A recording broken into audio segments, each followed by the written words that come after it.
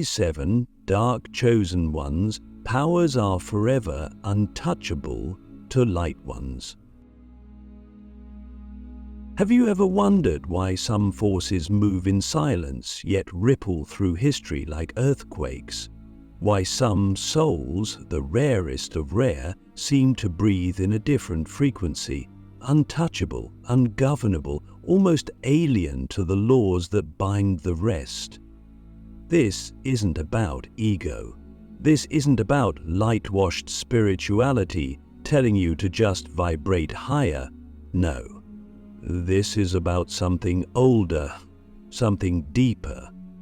The truth that in this universe, there are powers so raw, so primal, so unapologetically feral, that not even the brightest of the light-chosen ones can touch them. These are the powers of the dark chosen ones, and they do not negotiate. You see, light has its beauty, its warmth, healing, harmony, the balm that softens. But here's the savage truth no guru wants to confess. Light can only operate within boundaries. It plays by the rules of virtue, by codes that cage its chaos. It bows to good, to morality, to appearances, and for most souls, that's enough. It keeps the world spinning, keeps the illusion of order humming. But dark, chosen ones? We were never designed for cages. Our power is the architecture of storms. Our codes aren't written in light, they're carved in shadow, in places where chaos doesn't destroy but creates. And that is why these 7 powers we hold can never, and I mean never, be touched by those who cling to light like it's a leash. Click subscribe to this channel to get more profound spiritual lesson. Before we dive into them, let's tear down a sacred lie. Darkness is not evil. Darkness is density, it's depth, it's the realm of roots, the place where seeds split and bleed before they bloom. Light-chosen ones dance in the branches, sipping the sun. Dark-chosen ones, we dig into the black soil, fingers raw, pulling truth from the bones of the earth. And that truth is never pretty. It's jagged, bloody, howling like a feral thing. But it's real, so real that when you taste it, illusions taste like ash forever after. Can you handle that? Because if you can't, this video isn't for you. Stop now, stay safe, sip your light.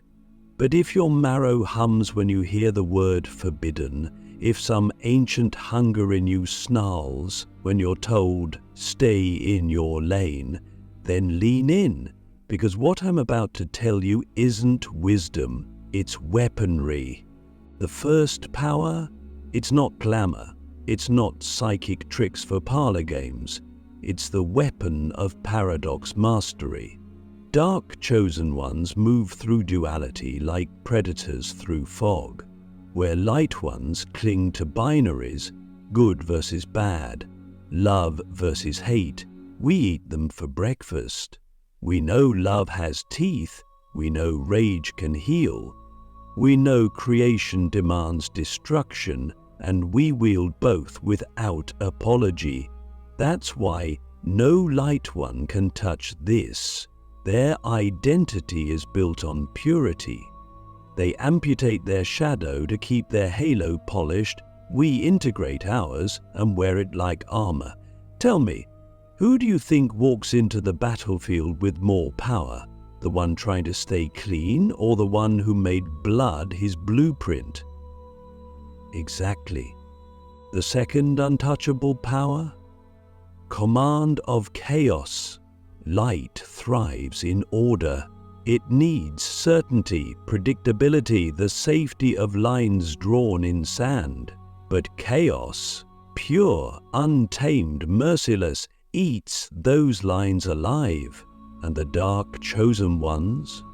We don't run from chaos. We dance with it. We seduce it. We bend it into a rhythm that builds empires from rubble.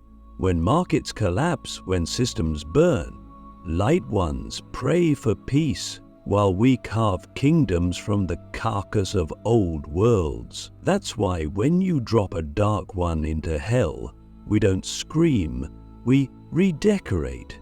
Does that sound arrogant? It's not. It's adaptation honed into art. And the world is entering an age of chaos so savage that only those fluent in its language will survive. Are you fluent yet?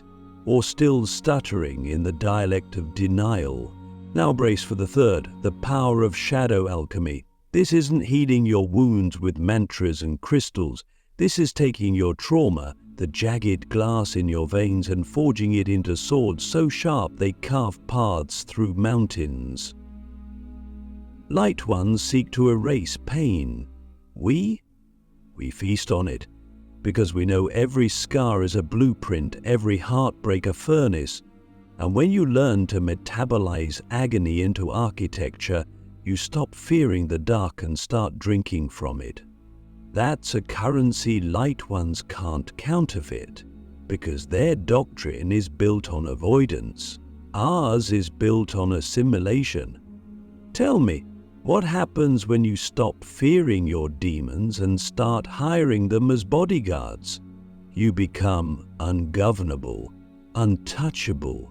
You become lawless in a world addicted to leashes. Feel the gravity of this yet?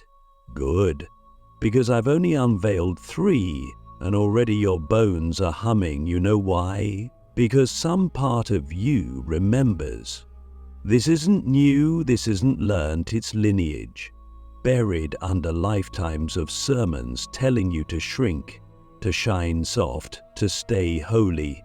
But you were never designed for halos, you were forged for hurricanes. And in the next part, I'm ripping the veil off the remaining powers, the ones so lethal they've been hunted, buried, demonized by every system fattened on your obedience. Powers that don't just keep you alive, they make you the axis around which reality bends. But here's the price. They will cost you everything you thought made you safe. Are you savage enough to pay? Or will you crawl back to the lullabies of light, humming your way into extinction? The Forbidden Four. Powers that fracture reality, and why only dark chosen ones survive them. If the first 3 powers felt like fire licking your spine, these next 4 will feel like a blade pressed against your throat. Because they don't just bend the rules, they incinerate the very script that governs existence. These are the forbidden forces, the ones every system fears, because once you taste them, you can't be contained. But I'll warn you now, these aren't tricks. They're tectonic. They'll split you from everything you thought was solid, rip the floorboards out from your certainty, and leave you standing in a void where the only law is what you declare. Can you stand that, naked? Or will you choke on the freedom you swore you wanted? The 4th power is the sovereignty of silence.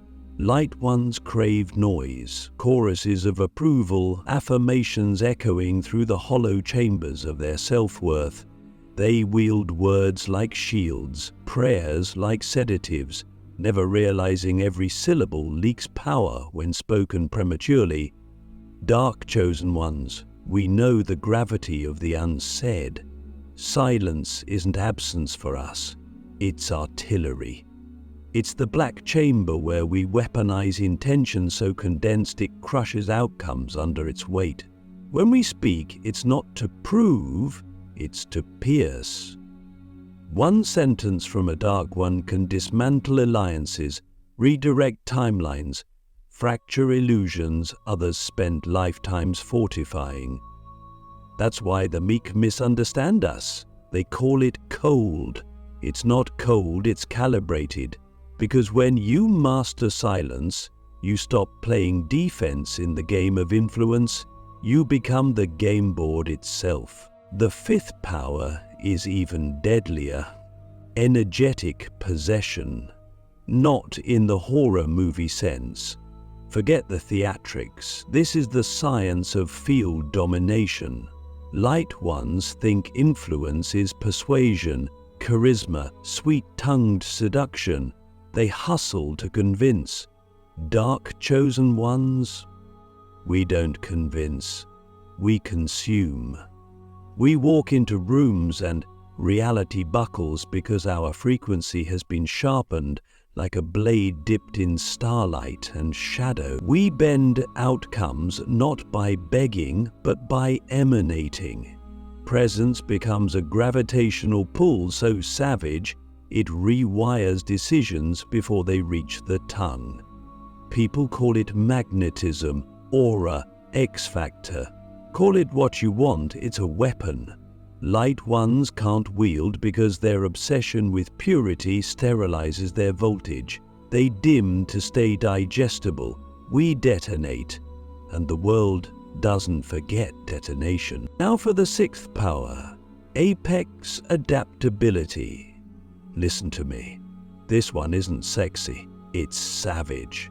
Light ones crave constants, rituals, rules. They build glass castles and worship stability like a god.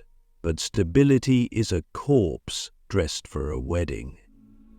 The world is chaos wrapped in sequins, and when the storm hits, light ones drown clinging to their calendars. Dark chosen ones, we don't cling, we shapeshift. Instantly, mercilessly, we can torch a 10-year plan at dawn and carve a new empire by dusk without flinching. That's why systems can't cage us. That's why chaos crowns us. Because we don't worship the map, we become the compass, and that terrifies them, because a soul that can't be predicted can't be controlled. So ask yourself, when life slits your routines, will you fracture or flow? Because this power isn't optional in the age that's coming. It's survival sharpened into supremacy. And now, the seventh, the apex, the one so dangerous entire doctrines were written to demonize it. Destructive creation. Light ones sing hymns to harmony. They call destruction sin, chaos evil, annihilation unholy. They've been programmed to preserve, to polish, to perpetuate the stale. But dark chosen ones know a law older than light. Nothing births without blood. Every renaissance rides in on the ribs of a ruin. Every genesis is a grave. We don't fear endings. We orchestrate them. With precision, with reverence. Because we understand something the sanitized never will. Creation isn't gentle. It's violence married to vision, and when you master this, you stop clinging to rotting scaffolds. You burn them before they buckle. You turn collapse into canvas. That's why empires fall to their knees when a dark one breeds revolution. They're willing to scorch the soil so the future has something fertile to root in. Can you stomach that? Could you torch what once felt sacred if destiny demanded it? Because until you can, don't dare whisper the word power. These are the forbidden four. Silence like a blade, presence like a black hole, adaptability sharper than prophecy, destruction crowned as Genesis. Powers light ones will never touch because their bones ache for comfort, for consensus, for a version of God that doesn't bleed. But you're here, which means some wild part of you is done with halos. Some feral fragment of your soul is snarling, I want the throne, even if it means burning the cathedral that cages me. But before you roar into the night, understand this. These seven powers aren't trophies. They're trials. They'll demand your marrow, demand nights where your lungs burn with loneliness, demand you bury every mask you've ever worn until even your reflection feels like a stranger. They'll crown you, yes, but only after they crucify you. And in the next part, we'll rip into that cost, the bone-deep price these powers exact, and why only the rarest of dark chosen ones survive it without drowning in their own dominion. Are you savage enough to pay? Or will you watch this and scroll back into sedation, calling it too much because your spine isn't ready to bear infinity? Decide. Because the storm doesn't wait for consent, the throne that bleeds. The unforgiving cost of wielding powers the light will never touch. You want to taste these powers, wear them like a second skin, breathe them until the air bends around your name? Then carve this into your marrow. Nothing this feral, nothing this untamed, nothing this eternal comes free. The world will not hand you dominion and let you keep your innocence as a consolation prize. These powers are a covenant, and every covenant demands blood. You will pay, not once, not twice, but in installments extracted from the sinew of your soul. And if you can't pay in full, don't even step into this arena, because half payments here don't buy mercy, they buy madness. The first cost is isolation sharpened into exile. Not the Instagram version of self-care solitude dripping in candles and curated silence. No, this is isolation that cuts, sears, hollows you out until your ribs feel like cages rattling in a storm. Before you ascend, life will strip you bare, not to punish, but to purge. Friends vanish like smoke, lovers leave mid-sentence. Crowds that once howled your name turn their backs so fast you'll swear you hallucinated their loyalty. Why? Because rare frequency cannot marinate in mediocrity. The air around you must be sterilized, and sterilization burns. This isn't romantic, it's surgical. You'll claw at doors that no longer open. You'll ache for a voice that whispers, "You're not crazy," and hear only the echo of your own breath. Can you breathe through that? Can you sit in the black with no applause, no anchor, no affirmation, and still whisper to the void, "I will not crawl back"? That's the spine test, and most snap. The second cost is misinterpretation, brutal enough to bruise bone. The light ones will smear you with words dipped in honeyed venom, arrogant, selfish, ruthless, fallen.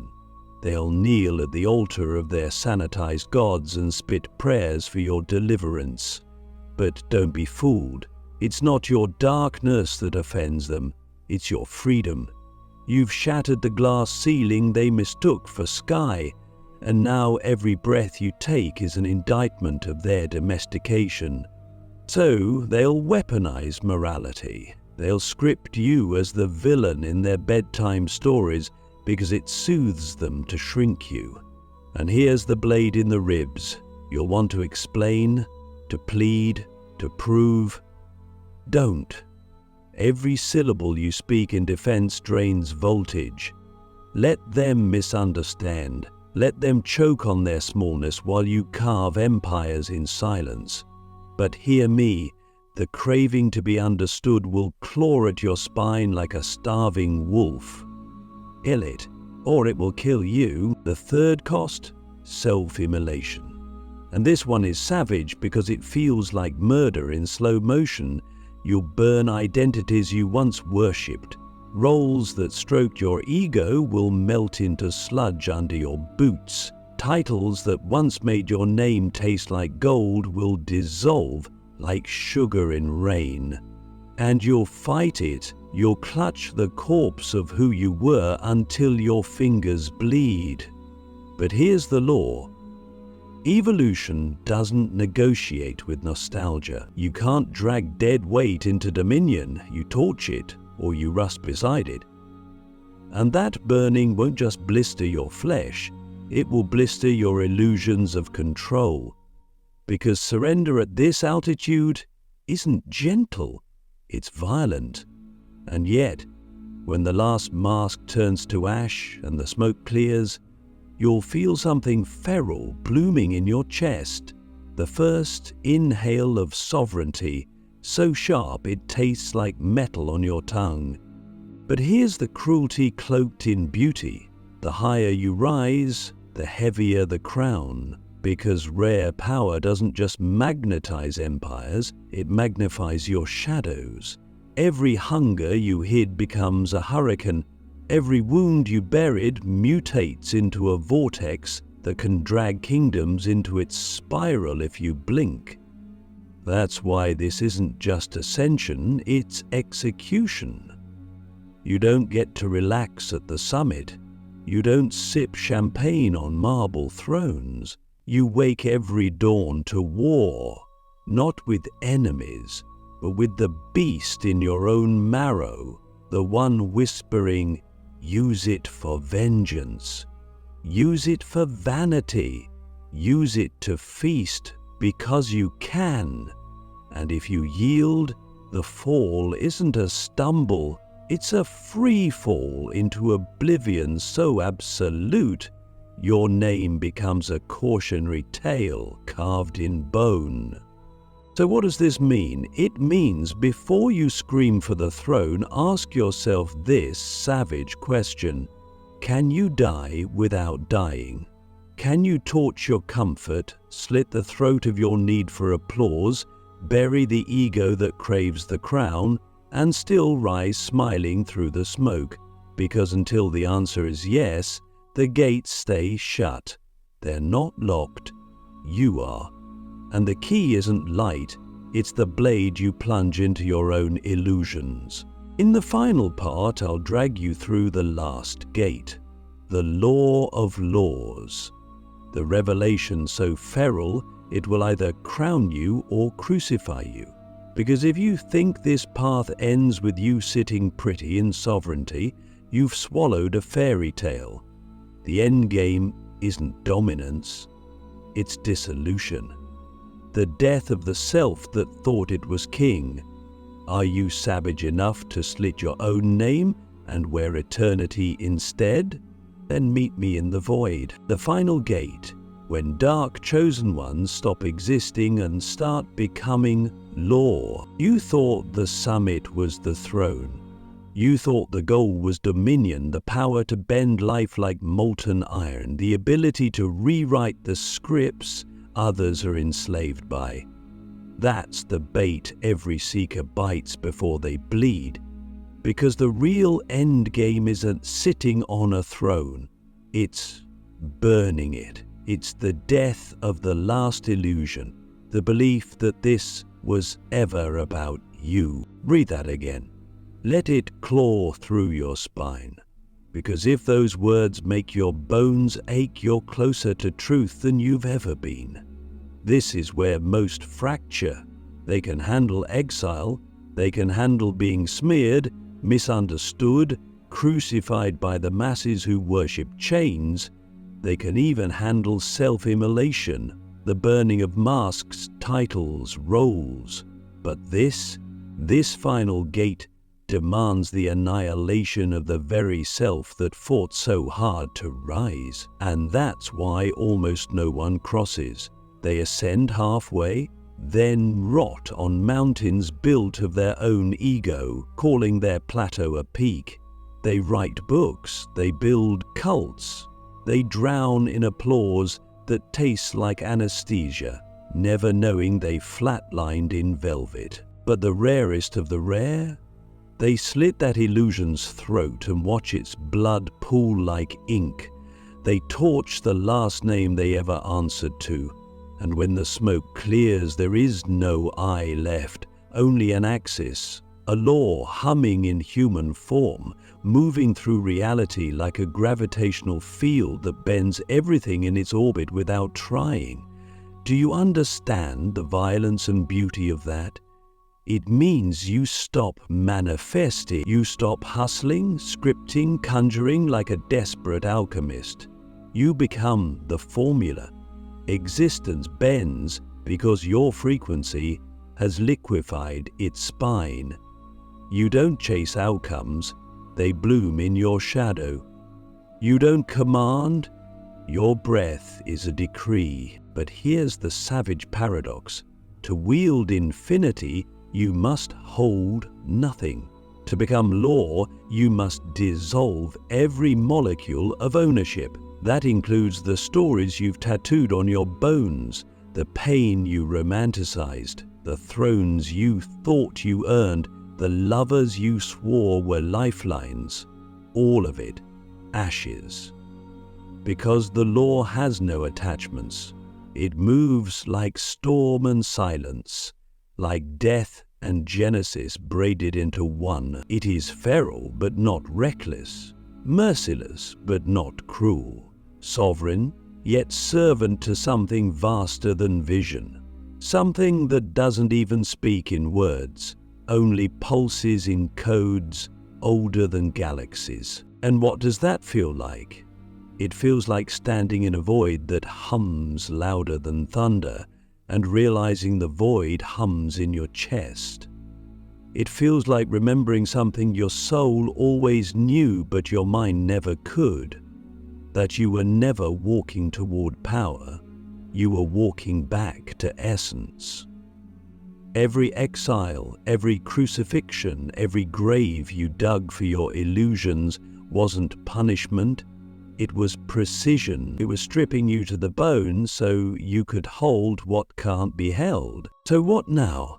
Now comes the choice that splits destinies. You can turn back, stitch your masks, crawl into a life small enough to make you forget the taste of infinity, or you can slit the final tether.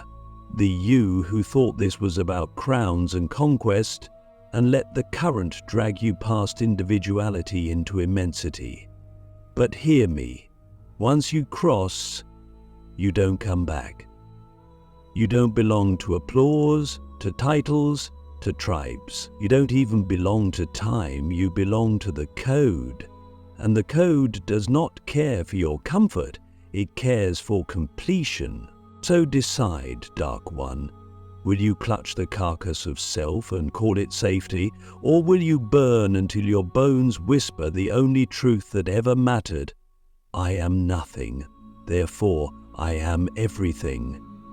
When you can say that and taste no fear, only fire, you will not need these words again, because you will no longer be reading laws, you will be writing them in the fabric of existence with every step, every silence, every shadow you cut. This is the end.